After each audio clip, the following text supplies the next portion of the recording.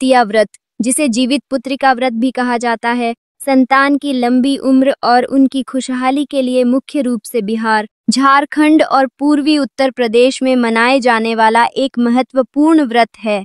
यह व्रत माताएं अपनी संतान की मंगल कामना के लिए रखती हैं। यह व्रत 3 दिन तक चलता है और अश्विन माह के कृष्ण पक्ष की अष्टमी से शुरू होकर नवमी तक चलता है। दिन नहाय खाए।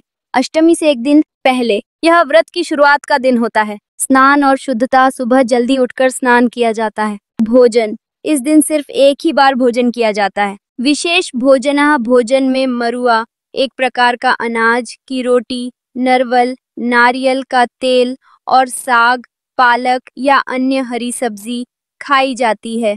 लहसुन, प्याज का सेवन वर्जित होता है। मान्यता ऐसा माना जाता है कि इस दिन सात्विक भोजन करने से व्रत आसानी से पूरा होता है। पूजन विधि। रात में चंद्रमा को अर्घ्य देने के बाद जितिया माता की पूजा की जाती है। कुछ जगहों पर गाय के गोबर से जितिया, चील और शिकारी सियार की मूर्ति बनाकर उनकी पूजा की जाती है। दान। इस दिन गरीबों और ब्राह्मणों को दान देने का भी विशेष महत्व है। दिन 3 पारण नवमी। यह व्रत तोड़ने यानी पारण का दिन होता है। पारण का समय। व्रत तब तक नहीं खोला जाता जब तक दिन का चढ़ावा सुबह का समय नहीं हो जाता और पूजा पूरी नहीं हो जाती। विशेष पूजा। सुबह स्नान करके फिर से पूजा की जाती है। दिन 2 खर जितिया।